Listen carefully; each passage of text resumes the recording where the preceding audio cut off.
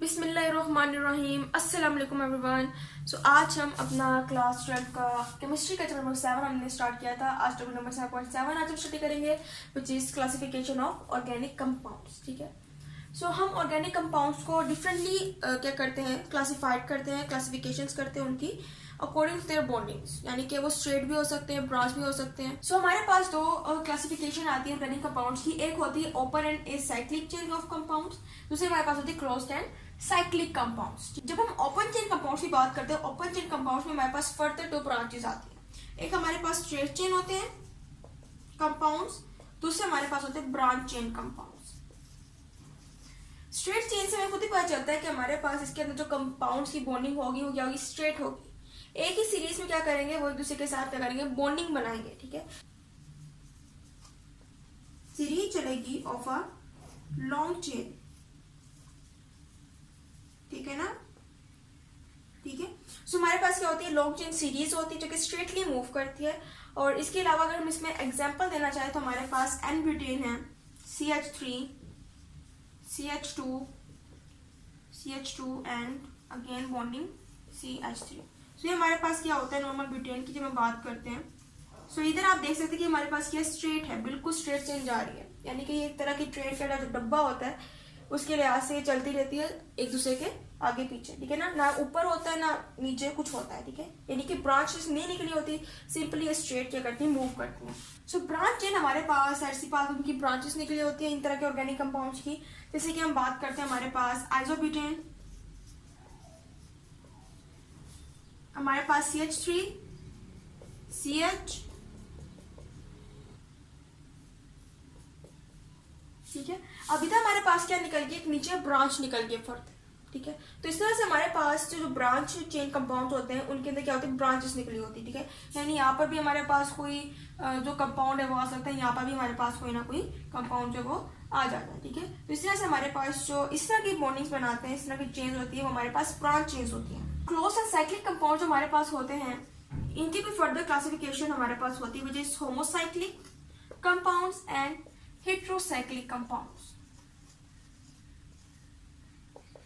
ठीक है, अब होमोसाइक्लिक कंपाउंड जो हमारे पास, जब हम कहते हैं होमोसाइक्लिक कंपाउंड जो कैसे चेन्स बनाते हैं, इनके अंदर ज्यादातर जो चेन्स बनती है वो कंसिस्ट करती है ओनली ऑफ कार्बन एटम्स, यानी इसके अंदर जितने भी एटम्स मौजूद होंगे वो किसके होंगे, वो कार्बन के होंगे।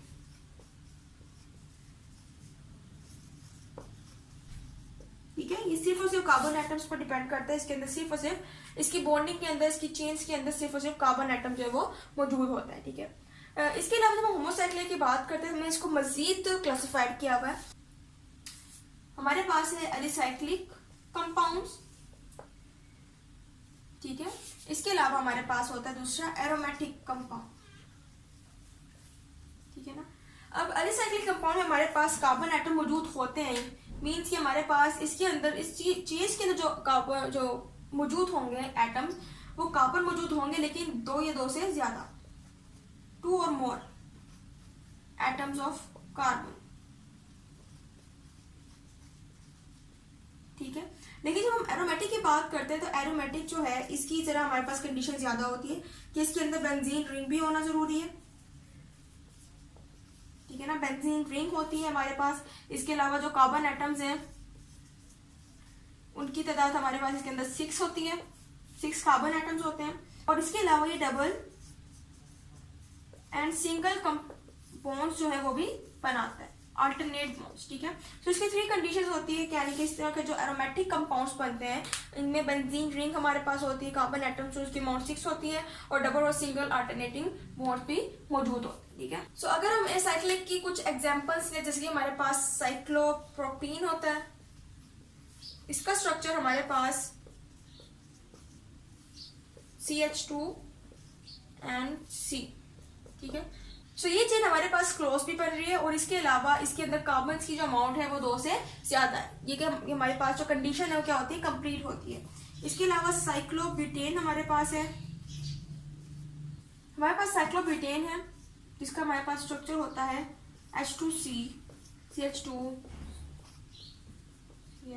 And again CH2। तो क्या हो गया, हमारे पास दो से ज्यादा कार्बन एटम्स है, 4 कार्बन एटम्स है। सो इसमें भी हमारी कंडीशन जो है वो पूरी हो रही है, ठीक है। इसके अलावा हमारे पास साइक्लोपेंटेन होता है, ठीक है ना, CH2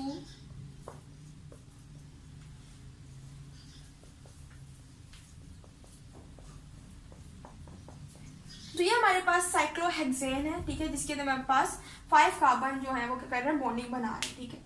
इस तरह हमारे पास फर्दर साइक्लोहेक्सेन होता है, हेक्सेन होता है, जिसके अंदर फर्दर हमारे पास 7-8 जो कार्बन है वो क्या कर रहे होते हैं, दूसरे के साथ बॉन्डिंग बना रहे होते हैं, ठीक है। तो हमारे पास क्या होता है, रिसाइक्लिक कंपाउंड होता है। एरोमेटिक की जब हम बात करते हैं, एरोमेटिक की जब हम कुछ एग्जाम्पल लेते हैं, तो इनके अंदर हमारे पास बेंजीन, जब हम बात करते हैं बेंजीन हमारे पास एरोमेटिक कंपाउंड है, क्योंकि इसके अंदर हमारे पास बेंजीन रिंग मौजूद होती है, ठीक है। तो इसका स्ट्रक्चर हमारे पास CH है, ठीक है ना, यानी कि HC के साथ बॉन्डिंग बना रहा है। इसके अलावा इधर भी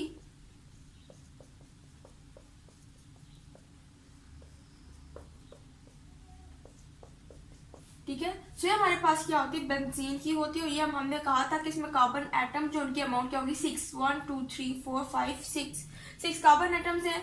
हमने कहा था 3 डबल एंड सिंगल बॉन्ड्स होंगे, 1 double 1 single, 1 double 1 single and 1 double and 1 single. So 3 alternative double and 3 alternative single bonds में हमारे पास बन गए हैं, ठीक है। तो हमारे पास क्या होता है, बेंजीन का फॉर्मूला। ज्यादातर हम जो बॉन्ड्स है डबल एंड सिंगल बॉन्ड्स है, इनको सर्कल की फॉर्म में भी शो करते हैं, ठीक है। तो इससे हमें पता चलता है कि हमारे पास जो बॉन्डिंग्स हैं अंदर बनी हुई है, which is double and single bonds, ठीक है। इसके अलावा जब हमने हाइड्रोसाइक्लिक की बात करते हैं, हाइड्रोसाइक्लिक कंपाउंड्स की, सो ये कंपाउंड्स ज्यादातर जो एटम्स कंटेन करते हैं, atoms of different elements contain करते हैं। जैसे कि हमने कहा था कि होमोसाइक्लिक कंपाउंड्स कंटेन कर रहे थे ओनली कार्बन एटम्स, जो कि बॉन्डिंग बना रहे थे, लेकिन हेट्रोसाइक्लिक कंपाउंड्स जो क्या कर रहे हैं, हमारे पास डिफरेंट टाइप्स ऑफ एटम जो है उसको कंटेन करते हैं। जैसे हमारे पास पाइरीडीन की जब हम बात करते हैं, तो ये हमारे पास पाइरीडीन है, जिसके अंदर नाइट्रोजन जो है वो यहाँ पर बॉन्डिंग में मौजूद है। हर जगह कार्बन भी मौजूद है, लेकिन इसके अंदर हमारे पास एक एक्स्ट्रा जो है नाइट्रोजन, वो क्या हो गया, इसमें शामिल हो गया, ठीक है। सो ये हमारे पास क्या होता है, हेट्रोसाइक्लिक कंपाउंड। उसके अलावा फ्यूरेन की जब हम बात करते हैं, तो इसमें हमारे पास ऑक्सीजन एटम जो है विद 2 लोन पेयर्स जो है वो मौजूद होता है यहाँ पर, ठीक है। ये हमारे पास क्या होता है, फ्यूरेन। और इसके अलावा फर्दर जो हेट्रोसाइक्लिक कंपाउंड्स है वो भी हमारे पास मौजूद होते हैं। सो ये था आज का हमारा लेक्चर। उम्मीद है आपको लेक्चर समझ आएगा। इंशाल्लाह लेक्चर में मजीद जो टॉपिक्स उनको स्टडी करेंगे। सो तब तक के लिए अल्लाह।